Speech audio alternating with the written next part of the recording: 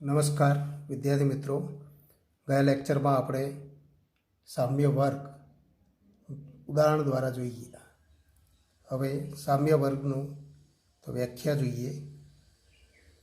R એ અરિક્ત ગણ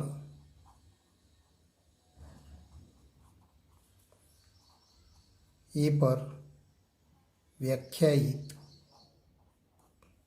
સંબંધ હોય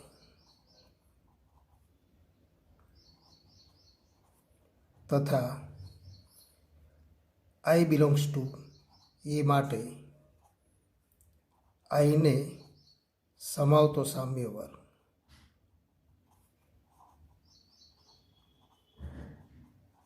એ આઈ ઇક્વલ ટુ એવા ઘટક એક્સ બિલોંગ્સ ટુ એનો ગણ કે જેના માટે x i belongs to R. એનો અર્થ કે આઈને સમાવતો સામ્ય વર્ગ એ આઈની સાથે સામ્ય સંબંધ ધરાવતા તમામ ઘટકોનો ગણ. હવે સામ્ય વર્ગના ગુણધર્મ.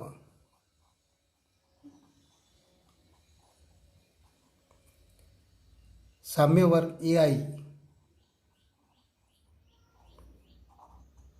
એઆઈના તમામ ઘટકો એકબીજા સાથે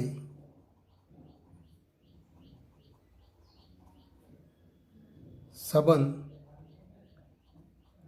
આરથી જોડાયેલા.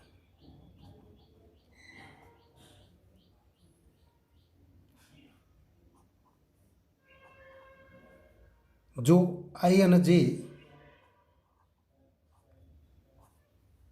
એ સંબંધ આર દ્વારા એકબીજા સાથે સંબંધિત હોય, એટલે કે ક્રમયુક્ત જોડ આઈજી બિલોંગ્સ ટુ આર, તો double implies A I equal to A J થાય. એનો અર્થ કે જો ઘટક આઈ અને જે એકબીજા સાથે સામ્ય સંબંધ ધરાવતા હોય તો આઈને સમાવતો સામ્ય વર્ગ અને જેને સમાવતો સામ્ય વર્ગ બંને એક જ મળે. જો આઈ જે નોટ બિલોંગ્સ ટુ આર, એનો અર્થ કે આઈ અને જે એકબીજા સાથે સામ્ય સંબંધ ધરાવતા ન હોય તો એ આઈ અને એ જે અલગ ગણ થાય, એટલે કે એ આઈ છેદ ગણ એ જે ઇક્વલ ટુ 5.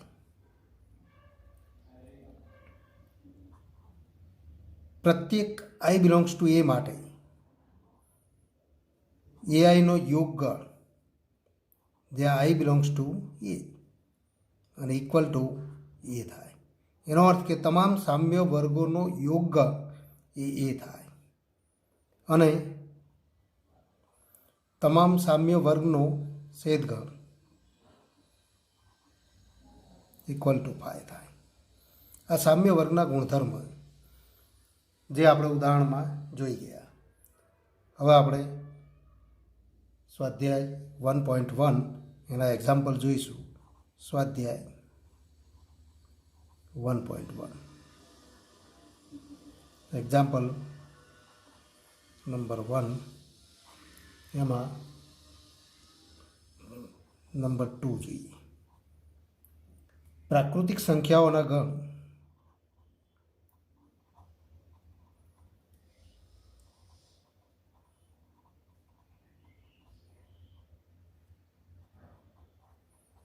એન પર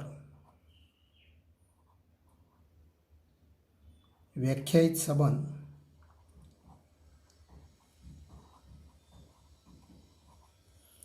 આર ઇક્વલ ટુ ક્રમયુક્ત જોડ એક્સ વાય કે જ્યાં y equal to x plus 5 x less than 4.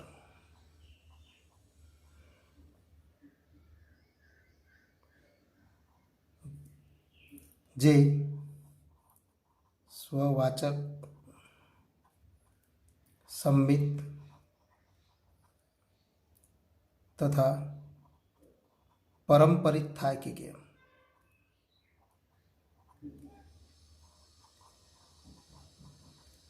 તે નક્કી કરો.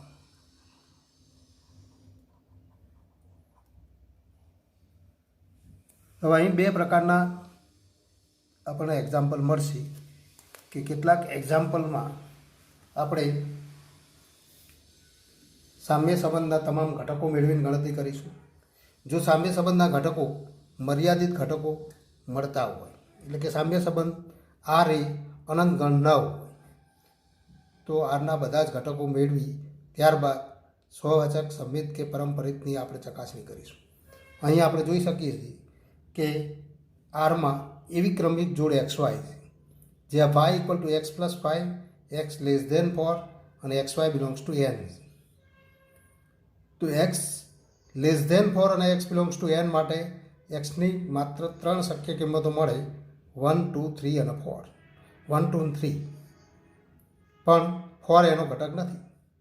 એનો અર્થ કે એક્સ તરીકે મળતી કિંમતો મર્યાદિત છે અને માટે તો આ ગણના તમામ ઘટકો આપણે લખી શકીએ છીએ. એનો અર્થ કે સામ્ય સંબંધને આપણે ગણ સ્વરૂપે દર્શાવી શકીએ, યાદીની રીતે આપણે દર્શાવી શકીએ. તો એના ઘટકો આપણે મેળવીએ કે અહીં આપણે જાણીએ છીએ કે એક્સ બિલોંગ્સ ટુ એન અને x less than 4 implies x equal to 1, 2 કે 3 મળે, એટલે કે 1, 2 અને 3. આ 3 કિંમતો જ શક્ય બને. હવે એના અનુરૂપ બીજી શરત છે y equal to x plus 5. તો માટે તો હવે એક્સની આ કિંમતોને અનુરૂપ વાયની કિંમત મેળવીએ તથા y equal to x plus 5 હોવાથી વાયની કિંમત આપણે મેળવી શકીએ. જો જ્યારે એક્સ ઇક્વલ ટુ 1 ત્યારે વાયની કિંમત મેળવવા માટે y equal to x plus 5 હોવાથી એક્સની કિંમત એમાં 1 લખો તો વાય ઇક્વલ ટુ 1 પ્લસ 5 એટલે કે 6 મળે. એ જ રીતે જ્યારે એક્સ ઇક્વલ ટુ 2 ત્યારે વાયની કિંમત તો 2 પ્લસ 5 એટલે કે 7 અને એક્સ ઇક્વલ ટુ 3 ત્યારે વાય ઇક્વલ ટુ 3 પ્લસ 5 એટલે કે 8 મળે. આમ આ સંબંધ આરમાં માત્ર 3 ક્રમિક જોડ મળે, એક્સ વાય એટલે કે 1, 6, 2, 7 અને 3, 8. માટે આર ઇક્વલ ટુ તો માટે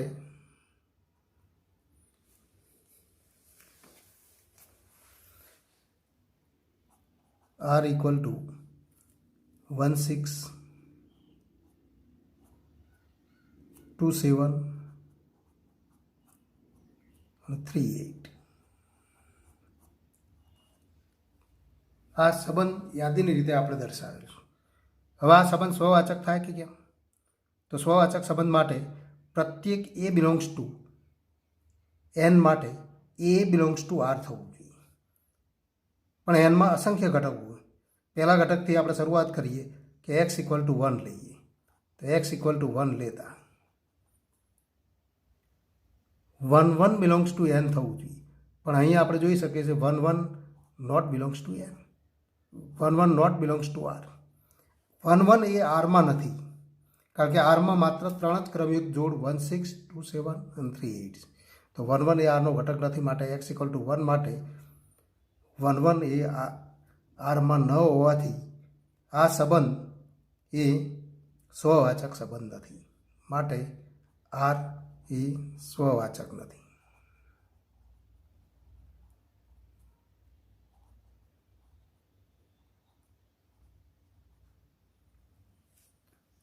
હવે સંમિત સંબંધ થાય કેમ? સંમિત સંબંધ માટે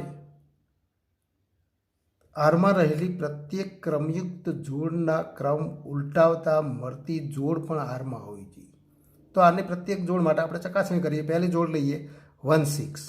અહીં તો આપણે લખી શકીએ અહીં 1, 6 બિલોંગ્સ ટુ આર. પરંતુ 6, 1 તો 6, 1 જેવી ક્રમિક જોડ આરમાં નથી. તો 6, 1 નોટ બિલોંગ્સ ટુ આર. માટે તો આર એ સંમિત સંબંધ નથી.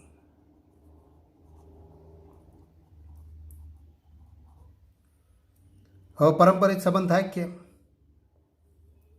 તો પરંપરિત સંબંધ માટે આરમાં ક્રમિક જોડ AB અને BC જેવી બે ક્રમયુક્ત જોડ આપણે પસંદ કરવી પડે અને એના માટે તો પ્રથમ જોડથી આપણે શરૂઆત કરીએ 16થી. તો 16 આપણે લઈએ ત્યારે 6થી શરૂ થતી જોડ અન્ય જોડ આરમાંથી આપણે પસંદ કરવી પડે. પણ 16 સિવાયની આ બે જોડ પૈકી 6થી કોઈ જોડ શરૂઆત થતી નથી. એનો અર્થ કે 16 સાથે જોડ રચી શકે એવી ક્રમયુક્ત જોડ આરમાં નથી. માટે 16 માટે આપણે ચકાસણી કરવાની કોઈ જરૂર રહેતી નથી. એ જ રીતે 27, તો 27 અને 7થી શરૂ થતી બીજી જોડ તો આરમાં મળે છે કેમ જો, તો એ આરમાં નથી. માટે તો એના માટે પણ કોઈ ચકાસણી કરવાની જરૂર રહેતી નથી. 3, 8 લઈએ તો 8થી શરૂ થતી પણ જોડ નથી. માટે આપણે કહી શકીએ કે જો AB અને AC, તો જો આપણે લખી શકીએ જો AB અને BC બિલોંગ્સ ટુ R હોય તો AC બિલોંગ્સ ટુ R થાય જ. કારણ કે આવી જોડ ઉપલબ્ધ ન હોય ત્યારે તો આપોઆપ એ શરતનું પાલન થાય છે એમ કહી શકાય. અને માટે આપણે કહી શકીએ માટે તો R એ પારંપરિક સંબંધ. આમ આપેલ સંબંધ R એ સ્વવાચક નથી, સંમિત નથી, પરંતુ પારંપરિક સંબંધ છે. તો એ સ્વવાચક કે સંમિત નથી, પરંતુ પારંપરિક છે એમ કહી શકાય. હવે એક્ઝામ્પલ 1માં નંબર 4 લઈએ. એક્ઝામ્પલ નંબર 4, પૂર્ણાંકોના ગણ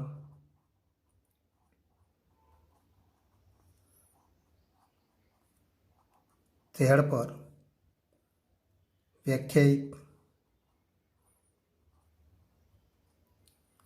સંબંધ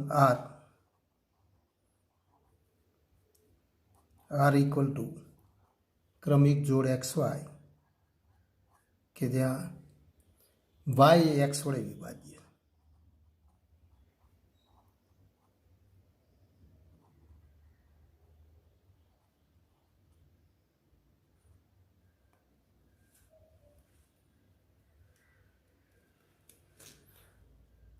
એ સંબંધ સ્વવાચક, સંમિત કે પારંપરિક સંબંધ થાય છે કે કેમ એ નક્કી કરો. આ સંબંધ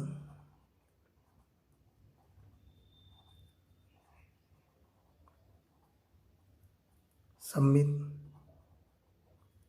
કે પારંપરિક સંબંધ થાય છે કે કેમ તે નક્કી કરો. અહીં XY કે જ્યાં Y એ X વડે વિભાજ્ય અને XY બિલોંગ્સ ટુ Z. અહીંયા આપણે ઉદાહરણ લઈએ છીએ ઝેડ પર. તો ઝેડમાં અસંખ્ય ઘટકો અને તો એવા અસંખ્ય ઘટકો પૈકી આરમાં પણ તો અસંખ્ય ક્રમયુક્ત જોડ મળશે, કારણ કે Y એ X વડે વિભાજ્ય. હવે એ બધા જ ઘટકો આપણે યાદીની રીતે દર્શાવી શકીએ નહીં. એનો અર્થ કે આરને યાદીની રીતે દર્શાવી શકાય નહીં. તો અહીંયા તો આ ગુણધર્મનો આપણે ઉપયોગ કરીને ગણતરી કરીશું. તો પ્રથમ ગુણધર્મ સ્વવાચક સંબંધ થાય કે કેમ. સ્વવાચક સંબંધ છે એવું ક્યારે કહી શકાય? તો સ્વવાચક સંબંધ માટે ક્રમિક જોડ XX પ્રત્યેક X બિલોંગ્સ ટુ Z માટે XX બિલોંગ્સ ટુ R આપણે સાબિત કરવું પડે. પણ એવું થાય કે કેમ? તો XX એ Rનો ઘટક છે એવું ક્યારે કહી શકાય? તો X એ X વડે વિભાજ્ય થાય. પણ પ્રત્યેક પૂર્ણાંક સંખ્યા X એ X વડે વિભાજ્ય હોય તો માટે આપણે કહી શકીએ માટે કે પ્રત્યેક X, તો every X belongs to Z, X A X વડે વિભાજ્ય. અને માટે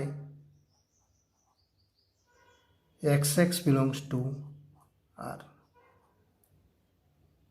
માટે આપણે કહી શકીએ માટે ઇમ્પ્લાય આર એ સ્વવાચક સંબંધ.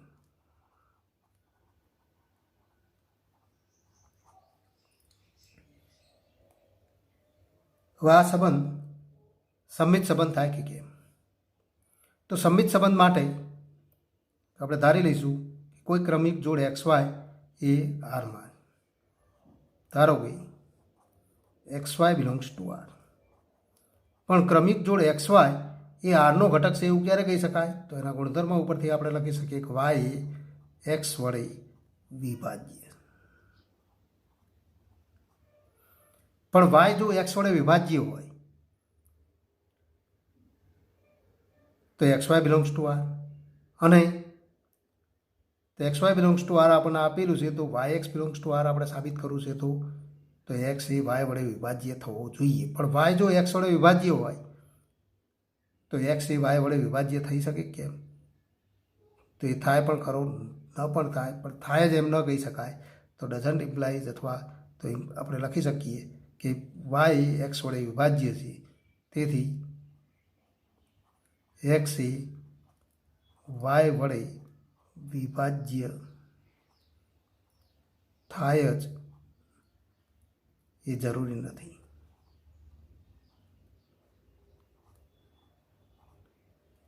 માટે વાય એક્સ એ આરમાં મળે એ જરૂર નથી, તો Y x not belongs to R પણ થાય. અને માટે આપણે કહી શકીએ કે આ સંબંધ એ સંમિત સંબંધ નથી. માટે આર એ સંમિત સંબંધ નથી. હવે આપણે આગળ વધીએ કે આ સંબંધ પરંપરિત સંબંધ થાય કે કેમ? એક્સ વાય કે જે વાય એક્સ વડે વિભાજ્ય, તો એ પરંપરિત સંબંધ થવા માટે એક્સ વાય અને તો એક્સ વાય અને Y Z belongs to R. પણ એક્સ વાય અને Y Z belongs to R, તો ઇમ્પ્લાઇઝ આપણે લખી શકીએ કે વાય એક્સ વડે વિભાજ્ય અને ઝેડ એ વાય વડે વિભાજ્ય.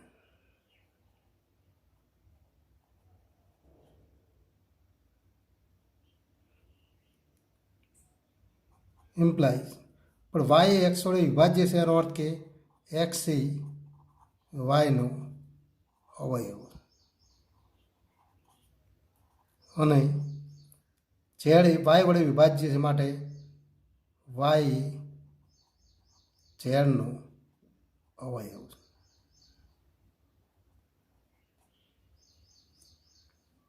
ઇમ્પ્લાઇઝ એક્સ એ વાયનો અવયવ છે અને વાય એ ઝેડનો અવયવ, માટે આપણે કહી શકીએ કે એક્સ એ ઝેડનો અવયવ થાય. માટે એક્સ એ ઝેડનો અવયવ. જો એક્સ એ ઝેડનો અવયવ હોય તો આપણે કહી શકીએ કે ઝેડ એ એક્સ વડે વિભાજ્ય. પણ એક્સ અહીંયા ઝેડ એ એક્સ વડે વિભાજ્ય, ઝેડ એ એક્સ વડે વિભાજ્ય હોય તો ફરી આપણે અહીંયા તો સંબંધ આરના ગુણધર્મ તરીકે જોઈએ તો વાય એક્સ વડે વિભાજ્ય હોય તો x Y belongs to R. એમ ઝેડ એ એક્સ વડે વિભાજ્ય હોય તો x Z belongs to R. Implies x Z belongs to R. માટે આર એ પરંપરિત સંબંધ છે.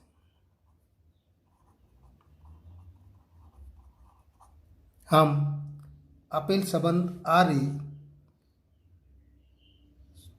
સ્વવાચક સંબંધ છે, સંમિત સંબંધ નથી અને પરંપરિત સંબંધ. તો આમ આર એ સ્વવાચક અને પરંપરિત સંબંધ છે.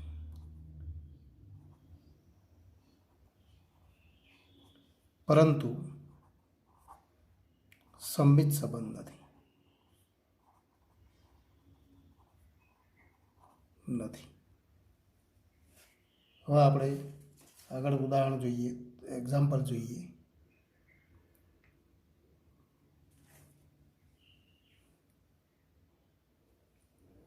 એક્ઝામ્પલ,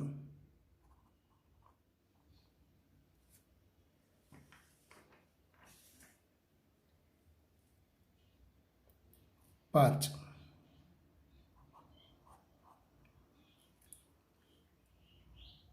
આર ઇક્વલ ટુ, એમાં બી આપણે જોઈએ, R equal to x y, x અને વાય એક જ વિસ્તારમાં,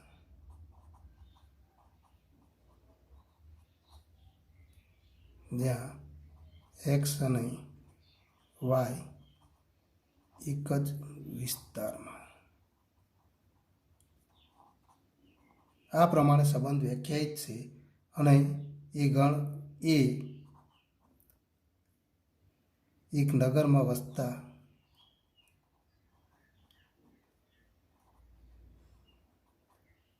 મનુષ્યના ગણ પર વ્યાખ્યાયિત સંબંધ. જે સંબંધ કયા પ્રકારનો સંબંધ છે એ નક્કી કરો. એટલે કે સ્વવાચક, સંબિત કે પરંપરિત. જે સ્વવાચક, સંબિત કે પરંપરિત સંબંધ થાય તે નક્કી કરો. અહીંયા આપણે જોઈએ એક્સ વાય, એક્સ અને વાય એક જ વિસ્તારમાં. તો આ સંબંધ સ્વવાચક સંબંધ સાબિત કરવા માટે ક્રમિક જોડ x x belongs to R થવું જોઈએ, પ્રત્યેક એક્સ બિલોંગ્સ ટુ એ. તો અહીં ધારી લઈએ, ધારો કે એક્સ બિલોંગ્સ ટુ એ, અથવા એવરી એક્સ બિલોંગ્સ ટુ એ માટે આપણે કહી શકીએ કે એક્સ અને એક્સ એટલે કે એક જ વ્યક્તિ છે જે એ એક જ વિસ્તારમાં, એમ કહી શકાય.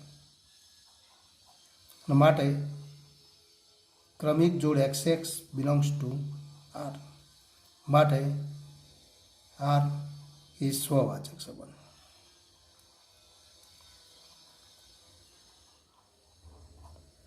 હવે આ સંબંધ સંમિત સંબંધ થાય કે કેમ?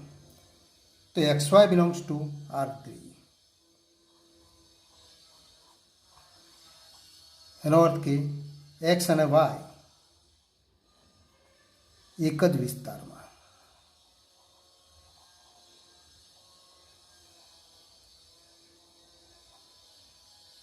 ઇમ્પ્લાય વાય અને એક્સ એક જ વિસ્તારમાં. પણ વાય અને એક્સ એક જ વિસ્તારમાં હોય તો ક્રમિક જોડ y x belongs to R માટે આર એ સંમિત સંબંધ. કારણ કે જો ક્રમિક જોડ એક્સ વાય એ આરમાં હોય તો ક્રમિક જોડ y x belongs to R છે, માટે તો આ સંબંધ સંમિત સંબંધ. હવે પરંપરિત સંબંધ, તો એના માટે આપણે તો આગળ વધીએ. પરંપરિત સંબંધ માટે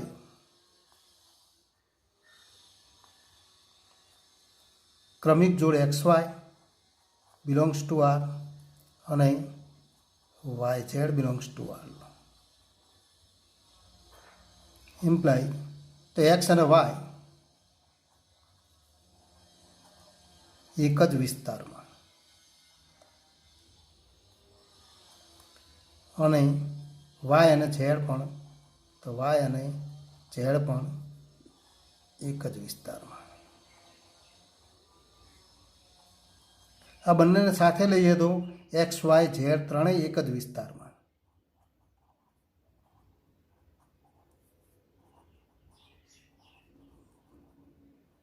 એક જ વિસ્તારમાં. એનો અર્થ કે આપણે જરૂર છે એક્સ અને ઝેડ, તો એક્સ અને ઝેડ એક જ વિસ્તારમાં માટે તો x Z belongs to R માટે આર એ પરંપરિત સંબંધ. તો આર એ પરંપરિત સંબંધ થાય. આમ અહીં તો અહીં આર એ સ્વવાચક, સંમિત અને પારંપરિક સંબંધ. તેથી આર એ સામ્ય સંબંધ થાય, સામ્ય સંબંધ થાય.